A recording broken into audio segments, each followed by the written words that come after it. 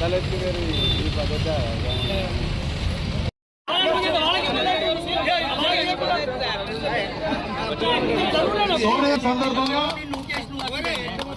Sircilla Congress party పక్షాన సోనియా గాంధీ గారి నాయకత్వం, తెలంగాణ తల్లి సోనియా గాంధీ గారి నాయకత్వం, తెలంగాణ తల్లి సోనియా గాంధీ గారి నాయకత్వం, కాంగ్రెస్ పార్టీ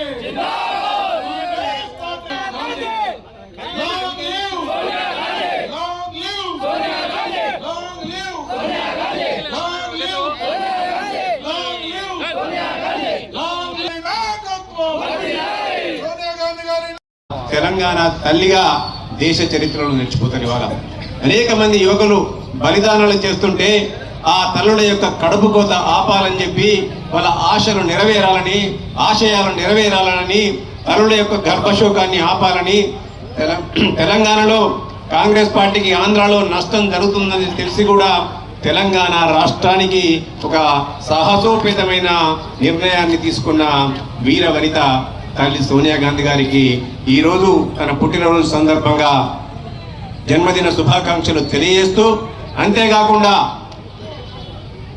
ఒక సంవత్సర పరిపాలన ప్రజాపాలనలో ప్రజా విజయోత్సవాల్లో భాగంగా ఈరోజు సిరిసిల్ల పట్టణంలో ఇంత పెద్ద ఎత్తున డిసెంబర్ 3వ తారీఖున ఏదైతే తెలంగాణలో ఎలక్షన్లు జరిగినాయో ఆ ఎలక్షన్లో తెలంగాణ ప్రజలందరూ కూడా తిరగబడి గత 9.5 సంవత్సరాల బీఆర్ఎస్ పరిపాలనలో నియంతృత్వ నిరంకుశ పరిపాలనను అంతమొందించాలని చెప్పి ఆ రోజు తిరగబడి తెలంగాణలో బడుగు వర్గాల యొక్క దళిత బహుజన యొక్క రాజ్యం రావాలని చెప్పి అది కాంగ్రెస్ పార్టీతోనే సాధ్యమని చెప్పి ఆ రోజు డిసెంబర్ 3 నాడు ఒక విలక్షణమైన తీర్పడం జరిగింది. అందులో భాగంగానే ఈ రోజు డిసెంబర్ 7వ తారీఖున యనమల రేవంత్ రెడ్డి గారు ముఖ్యమంత్రిగా పదవీ బాధ్యతలు స్వీకరించిన తర్వాత ఇలా ఇచ్చిన మాటకు కట్టుబడి మాట తప్పకుండా మడమ తిప్పకుండా ఆ రోజు ఏ 6 గ్యారెంటీలు ఇచ్చిండ్రో ఒక్కొక్క గ్యారెంటీని వాళ్ళ ముందుకు తీసుకెళ్తూ ప్రజల్లో అభివృద్ధిని సంక్షేమాన్ని ఒకవైపు 2 కళ్ళలా ముందుకు తీసుకెళ్తున్నారు. గత 9.5 సంవత్సరాల పరిపాలనలో ఈ రాష్ట్రాన్ని అప్పుల కుప్పగా మార్చి 7.5 లక్షల కోట్ల అప్పును మన పైన రుద్దినప్పటికి కూడా అభివృద్ధిని ముందస్తు పంతాలో తీసుకెళ్తున్న ఘనత ఇలా గౌరవ ముఖ్యమంత్రి యనమల రేవంత్ రెడ్డి గారిది, మంత్రివర్గానికి. ఇవాళ ఇచ్చిన గ్యారెంటీలలో మహిళలకు ఉచిత బస్సు ప్రయాణం, అలాగే 500 రూపాయలకే గ్యాస్ సిలిండరు, అంతేకాకుండా ఆరోగ్యశ్రీకి 10 లక్షల రూపాయలకు పెంచడం జరిగింది. దాంతో పాటు 200 యూనిట్లు ఉచితంగా ఇలా విద్యుత్తుతో పాటు ఇవాళ ఎక్కడ లేని విధంగా భారతదేశ చరిత్రలోనే స్వతంత్ర భారతంలో ఎక్కడ లేని విధంగా ఒకే సంవత్సరంలో 56,000 మంది నిరుద్యోగులకు ఉద్యోగాలు ఇచ్చిన ఘనత గౌరవ ముఖ్యమంత్రి యనమల రేవంత్ రెడ్డి గారిది. 11 సంవత్సరాల మోడీ పరిపాలనలో దేశంలో ఒక సంవత్సరంలో ఎక్కడ 56,000 ఉద్యోగాలు ఇవ్వాలి. మోడీ గారు గుజరాత్ లో ఏలిన 15-18 సంవత్సరాల్లో కూడా ఎక్కడ కూడా 56,000 ఉద్యోగాలు ఇవ్వలే.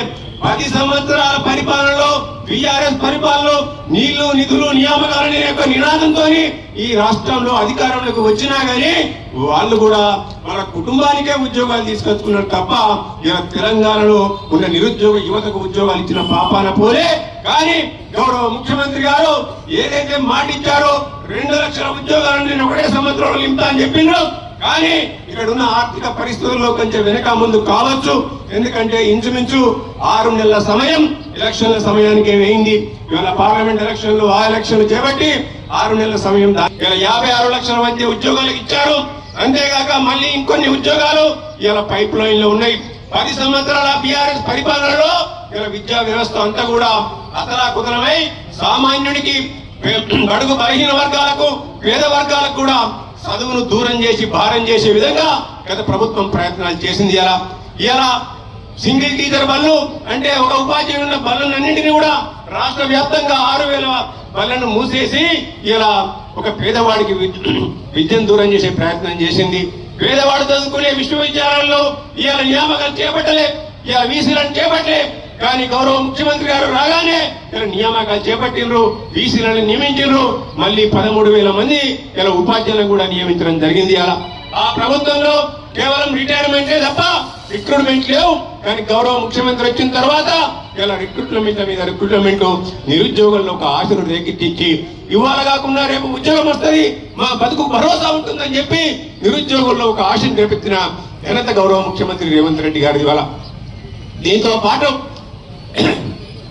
దేశ చరిత్రలోనే ఎక్కడ లేని విధంగా ఒకటేసారి ₹1,00,000 కాదు 2 లక్షల రూపాయల రుణమాఫీని ఏకకాలంలో చేసి ఈ రాష్ట్రంలో 25 లక్షల పైచిలకు రైతు కుటుంబాలందరినీ కూడా అప్పుల ఊబి నుంచి బయట వేసిన ఘనత కూడా గౌరవ ముఖ్యమంత్రి రేవంత్ రెడ్డి గారిది.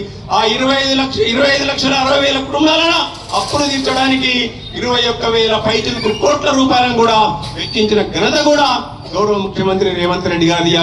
దాంతో పాటు ఈ రాష్ట్రంలో ఎక్కడ ఏది కావాలన్నా అభివృద్ధి వైపు దూసుకెళ్లడానికి ప్రతి ఒక్క పనిని కూడా ఇలా మొక్కవోని దీక్షతోని ఇవాళ రోజుకు 18 నుంచి 19 గంటలు పనిచేస్తూ ప్రజల కొరకే నేనున్నా, ప్రజాపాలన కొనసాగిస్తా, ఇలా ప్రజలు కోరుకున్న భావ స్వేచ్ఛతో కూడుకున్న తెలంగాణలో ప్రజాపాలన కొనసాగిస్తా అని చెప్పి ఇవాళ ప్రజల కొరకు పనిచేస్తూ ఆ యొక్క ప్రగతి భవన్ యొక్క కోట్ల గోడలను బద్దలు కొట్టిన ఘనత కూడా గౌరవ ముఖ్యమంత్రి రేవంత్ రెడ్డి గారిది.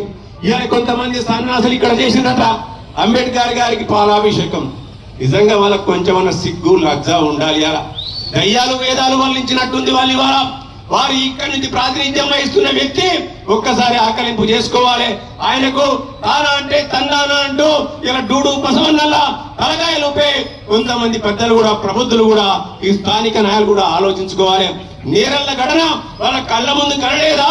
అది అంబేద్కర్ రాసిన రాజ్యాంగానికి విరుద్ధం కాదా అని చెప్పి నేను అడుగుతున్నా. ఒక్కసారి ఆకలింపు చేసుకోవాలి. అందులో మీ అన్నడో తమ్ముడో మీ చెల్లె ఉంటే ఈ పరిస్థితి ఏందని చెప్పి ఈ స్థానిక నాయకులు నేను నిలదీస్తుంది. ఇవాళ గిరిజన బాలికల హాస్టల్లో జరిగిన ఇలా భయంకరమైన ఘటనలు మీరు మర్చిపోయినరా అని నేను అడుగుతున్నా. ఇవాళ మీకు ఇంత కూడా ఇంగిత జ్ఞానం లేదా అని నేను అంటున్నా. ఇలా బాబాసాహెబ్ అంబేద్కర్ గారిన రాజ్యాంగాన్ని మేము తూచా తప్పకుండా అమలు చేస్తున్నాం కాబట్టి మీరు అప్రజాస్వామికంగా ఇలా పౌర హక్కులను ప్రాథమిక హక్కులను కాలరాస్తూ గత 9.5 సంవత్సరాలు పరిపాలన మీరు కొనసాగిస్తే రాగానే బాబాసాహెబ్ గారి యొక్క రాజ్యాంగాన్ని స్ఫూర్తిగా ఇలా భావ స్వేచ్ఛతో కూడిన ఇలా ఒక పరిపాలన కొనసాగించాలని చెప్పి మేము ప్రజలకు పాలకులం కాదు, మేము ప్రజలకు సేవకులం అని చెప్పి ఇలా గౌరవ ముఖ్యమంత్రి రేవంత్ రెడ్డి గారు మీ ఇంటి వద్దకే మీ ముంగిడకే ప్రజాపాలన తీసుకొచ్చింది వాస్తవం కాదా అని నేను అంటుంది. ఇలా అప్పటి నుంచి డిసెంబర్ 7వ తారీఖు నుంచి 2 కుక్కలు మిస్ అయిపోయినాయట. ఆర్సిఎం కుక్కలు 2 మిస్ అయిపోయినాయట. ప్రగతి భవన్ నుంచి వాళ్ళకు పిచ్చి లేసుడు మొదలైంది. అలా మాంసం పెట్టుడు బంద్ అయిపోయింది కేసీఆర్ గారు వాళ్ళకు. ఆ మాంసం తిరిగిన ఆ కుక్కలు ఇలా రోడ్ల మీద పడి తిరుగుతున్నాయి. ఇలా ఎవరిని పడితే వాళ్ళని కలుసుకుంటే ఇలా ఒకరు సంవత్సరం కాలే నెల కాలే శాపనార్థాలు మొదలు పెట్టింది కదా రేవంత్ రెడ్డి గారు. ఇవాళ పోతారు రేపు పోతారు అని చెప్పి. మరి ఇది ప్రజాస్వామ్యంలో బాబాసాహెబ్ అంబేద్కర్ గారు చెప్పిన రాజ్యాంగ నీతి అని చెప్పి నేను ఇలా వీళ్ళని అడుగుతున్నా. ఇలా పోయి బాబాసాహెబ్ అంబేద్కర్ గారికి పాలాభిషేకం చేయగానే సరిపోదు. ఈ 9.5 సంవత్సరాల పరిపాలనలో నీ గడిల పాలనలో ఎవరినైనా నీ గడిలోకి ఇలా రానిచ్చిన వారిని నేను అడుగుతున్నా. ఇవాళ మళ్ళీ మాట్లాడుతాను. వీళ్ళందరూ కూడా తెలంగాణ తల్లి గురించి. తెలంగాణ తల్లి కాదది. నేను ఇవాళ చెప్తున్నా, కోటలో రాణి. ఆ కోటలో రాణి కాదు మాకు కావాల్సింది, మా కోటలో మాది కావాలని మేము అనుకున్నాం.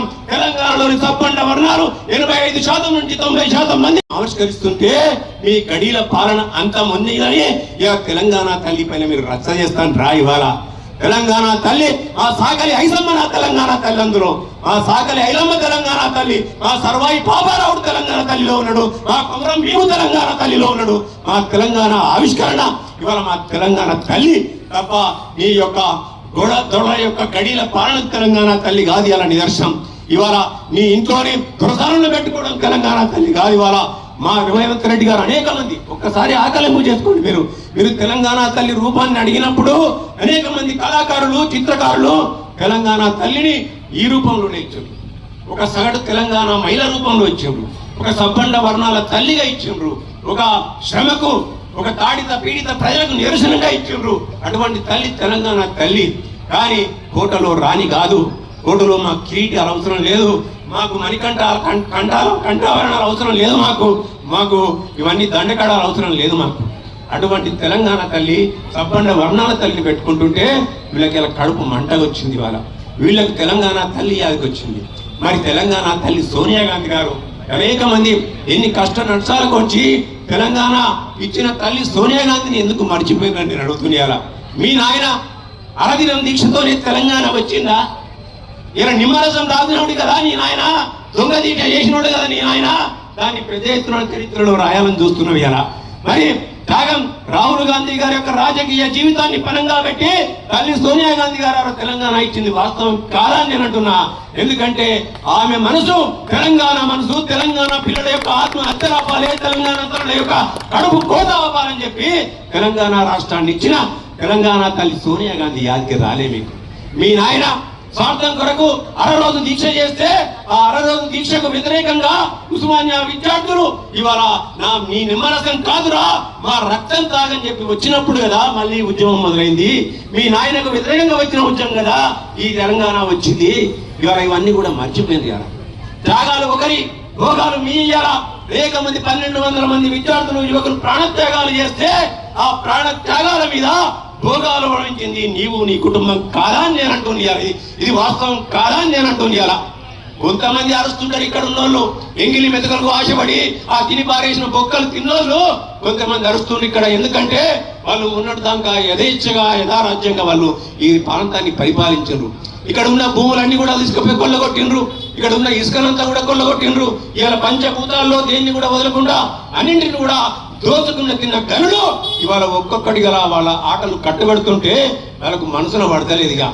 ఎందుకంటే ఆ ప్రభుత్వం అంటే ఇది, అధికారులు అంటే ఇట్లా ఉండాలి, అధికారులు అంటే ప్రజల కొరకు ఉండాలి, ప్రజలకు సేవ చేయాలని చెప్పి చేసే అధికారులు వస్తే మొన్న దాకా డూడు బసవన్నలాగే తరలూపే అధికారులను మీ చెప్పు చేతుల్లో పెట్టుకొని మీ ఇష్టారాజ్యంగా ఈ ప్రాంతాన్ని పరిపాలించారు ఇవాళ.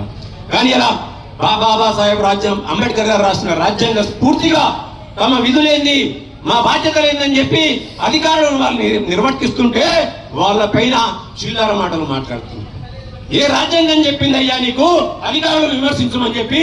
అధికారులు రాజ్యాంగ స్ఫూర్తితోని వాళ్ళ యొక్క నిబంధనలకు అనుగుణంగా పనులు చేస్తుంటే ఇలా అడ్డగోలు కూతలు కూర్చోండి. ఇలా ఆ కారు కూతలా, పిచ్చి కుక్క కూతలా, ఇవన్నీ కూడా ఒక్కసారి ఆయన ఆకలింపు చేసుకోవాలి. ఒక మనిషి అధికారం రాగానే ముఖ్యం కాదు, ఇలా అధికారంతో పాటు ఇలా ఉందాతనం కూడా రావాలి. వాటిని మర్చిపోయి సభ్య సమాజం సిగ్గుపడేలా, ఇలా తలదించుకునేలా మాట్లాడే విధానాన్ని ఇప్పటికైనా మానుకోవాలని చెప్పి నేను చేస్తున్నాను. ఏది ఏమైనప్పటికీ కూడా ఈ సంవత్సర కాలంలో ప్రజలందరికీ కూడా ఏదైతే గౌరవ ముఖ్యమంత్రి యనమల రేవంత్ రెడ్డి గారు హామీలు ఇచ్చిండ్రో ఆ ఒక్కొక్క హామీని కూడా నెరవేరుస్తూ వచ్చిన వేళ బంగారు తెలంగాణ పేరిట యొక్క భవిష్యత్తును అంధకారం చేసిన ఘనత ఇవాళ. ఆయన మాట్లాడుతున్న నిన్న కేటీఆర్ 7 లక్షల కోట్లు అప్పు చేసినామంటే మేము కావాల్సిన వసతులన్నీ ఇచ్చినామంటే ఇన్ఫ్రాస్ట్రక్చర్ డెవలపేషన్. ఆయన ఇన్ఫ్రాస్ట్రక్చర్ ఎక్కడ డెవలప్ చేసిండో ఒక్కసారి ఆత్మ పరిశీలన చేసుకోవాలి. అలా 1,25,000 కోట్లు వెచ్చించి కాళేశ్వరం కడితే కాళేశ్వరం ఏమైంది ఇవాళ? నీ అన్నారము, సుందిల్లా ఈ బ్యారేజ్లన్నీ ఎందుకు కుప్పకూలిపోయినాయి? అంతెందుకు నీ కళ్ళముగడికి ఇక్కడ బ్యారేజ్లు కడితే, చెక్ డ్యాములు కడితే ఇలా 30, 40, 50 కోట్ల రూపాయల చెక్ డ్యాములు కూడా నీళ్ళలో కొట్టుకుపోయిన ఘనత, అటువంటి ఇన్ఫ్రాస్ట్రక్చర్ డెవలప్ చేసిన ఘనత నీకు దక్కింది. ఎంతసేపు దోసుకొని తినాలే, దాచిపెట్టుకోవాలి. ఆడ అయ్యా కొడుకు బిడ్డ అల్లుడు ఇలా సడకుని కొడుకు ఆడ దోసుకుని ఫామ్ హౌస్ల పేరుడు ఇలా భూములన్నీ అన్యాక్రాంతం చేసుకుని ఇలా వాళ్ళ కబంధ హస్తాల్లో ఇరికించుంటుంటే ఇక్కడ కూడా 40 మంది మోపై అలీబాబా 40 దొంగల ముఠా నాయకునిగా ఈ ముఠా నాయకుడు తయారై ఇలా తగ్స్ కంటే పిండారీల కంటే ఈ ప్రాంతాన్ని దోచుకుని తిన్న సన్నాసులు మీరు కాదా అని నేను అంటుంది. ఇవాళ ఇప్పటికైనా ఇటువంటి పరిపాలనకు తప్పకుండా కాంగ్రెస్ పార్టీ శరవగీతం పాడుతుంది. ఒక ప్రజాస్వామ్యయుతమైన పరిపాలన ఈ ప్రాంతంలో అందిస్తుంది. అలా వారి హక్కులుగా మేము ఇవాళ కూడా అందరం కూడా ఇవాళ వాటికి నెరవేర్చే దిశగా మేము పనిచేస్తాం. ఇవాళ అధికారం రాగానే అధికారంతో కళ్ళు మదమెక్కి ఇలా కళ్ళు కప్పుకపోయి మాట్లాడింది. ఇలా తెలంగాణలోని సిరిసిల్ల పట్టణంలోని పద్మశాలిల బతుకులు నేను బాగు చేస్తా అని చెప్పి బతుకమ్మ చీరల పేరిట వాళ్ళ బతుకును ఆగం చేసింది నువ్వు కాదా అని నేను అంటుంది. అలా ఇన్ని సంవత్సరాల నీ పరిపాలనలో ఇవాళ మా ముఖ్యమంత్రి గారు చెప్తుంది. ఇవాళ నేను మహబూబ్నగర్ కన్న బిడ్డను, నా ప్రాంతం యొక్క రుణం తీసుకోవడానికి నేను అన్ని శాయశక్తులా పనిచేస్తా, గ్రీన్ ఛానల్ ద్వారా నేను నిధులను విడుదల చేస్తా అని చెప్పిండు. నువ్వేం చెప్పినావు కేటీఆర్? ఆ రోజు నాకు ఈ ప్రాంతం రాజకీయంగా భిక్ష పెట్టింది, మీ యొక్క నీ యొక్క చర్మాన్ని ఒడుచుకొని నీ చెప్పులు కుట్టుకుంటానోనివి మరి మా పద్మశాలిల బతుకులు ఎందుకు ఆగం చేసినావు? వాళ్ళని ఎందుకు 300 కోట్ల రూపాయల అప్పులో నెట్టి ఇయ్యాలని కూడా వాళ్ళ బతుకులు ఎందుకు ఆగం చేసినావు అంటున్నా. ఆ రోజు చెప్పినావు నువ్వు ఇక్కడనే పంట ఇక్కడనే ఉంటా, నేను నా బిడ్డ ఇక్కడనే చదువుతారు, నా పిల్లలకి ఇదే స్కూల్లో చదువుతారు, ఇదే కాలేజీలో కడతారని చెప్పినవి ఇలా మరి నువ్వు ఎక్కడ వన్నవని నేను అంటున్నా. గెలిచినా ఓడినా నువ్వు మందిలోకి రావు, నువ్వు ప్రజల సమస్యలు అవసరం లేదు. మంది మాగాదులను పెట్టుకొని ఒక దళారీ వ్యవస్థను నడిపిస్తున్న ఒక రాజకీయ దళారీ నువ్వని చెప్పి నేను అంటుంది. ఇవాళ ఇప్పటికైనా ప్రజలు నిన్ను ఎన్నుకున్నారు, ప్రజల మధ్యలో ఉండు, ప్రజల వరకు పనిచేయి, ఇక్కడ ఉన్న సమస్యల వరకు పోరాడు అని అవన్నీ బంద్ చేసిండు. ఓ టిట్టర్ పిట్ట ఆ టిట్టర్లలో పెడుతుంటాడు. ఇవాళ ఆ టిట్టర్ పిట్ట ఎందుకు పని కట్టదని నేను అంటుంది. ఇలా నా నేతలకు రావాల్సిన బకాయిల గురించి కొట్టాడు, నా కార్మికులకు రావాల్సిన బకాయిల గురించి కొట్టాడు. ఈ ప్రాంత అభివృద్ధికి కావాల్సిన 9th ప్యాకేజ్ నువ్వు తేలే, 10th ప్యాకేజ్ పన్నది పక్కకుండి నీ బావ అన్ని కూడా కథం చేసుకుంటే 9th ప్యాకేజ్ అని ఏమన్నది, 10th ప్యాకేజ్ అని ఏమన్నది, 11th ప్యాకేజ్ అని ఏమన్నది, 12th ప్యాకేజ్ అని ఏమన్నది, అన్ని పండబెట్టిండు. వాళ్ళ యొక్క దళారుల యొక్క కడుపులను మాత్రం నిండబెట్టిండు. ఆయన కడుపు ఆయన నింపుకున్నాడు అక్కడ కూర్చొని. ఈయన మనకు అవసరమా అని చెప్పి నేను అంటుంది. అందుకే ఈ 1 సంవత్సర పరిపాలనలో ప్రజలందరూ కూడా నాకు కష్ట నష్టాలు ఉన్నప్పటికీ కూడా గౌరవ ముఖ్యమంత్రి యనమల రేవంత్ రెడ్డి గారు ఎంతో నిబద్ధతతో అభివృద్ధిని సంక్షేమాన్ని ఒకవైపు సమాన పాలలో చూస్తూనే ఆర్థిక ఒడిదొడుగులన్నింటినీ కూడా మంచిగా బలంగా పునర్నిర్మాణం చేసి తెలంగాణ జాతిని ఒక తలెత్తుకొని తిరిగేలా యువ వికాసం పేరిట ఒక స్పోర్ట్స్ కాలేజీని, ఒక యువ వికాసం పేరిట మా స్కిల్ యూనివర్సిటీని, దాంతో కాకుండా ఉద్యోగాలు ఇవ్వడము, రైతన్నను నేతన్నను గీతన్నను సబ్బండ వర్ణాలను అందరినీ కూడా సమానంగా చూసి ఈ రాష్ట్రాన్ని సర్వతోముఖాభివృద్ధి కొరకు పనిచేస్తుండ్రు. ఈ సంవత్సరంలో కొంత చేయాల్సింది ఎంతో ఉంది. ఇంకా మీరందరూ కూడా ఆశీర్వదించండి. తప్పకుండా ఈ రాష్ట్రాన్ని మీరు కళ్ళగన్న రాష్ట్రంగా తెలంగాణ రాష్ట్రం వస్తే మా బతుకులు ఏ విధంగా ఉండాలని మీరు కోరుకున్నారో మీ ఆశయాలకు అనుగుణంగా తెలంగాణ రాష్ట్రాన్ని తల్లి సోనియా గాంధీ గారు ఇచ్చారు.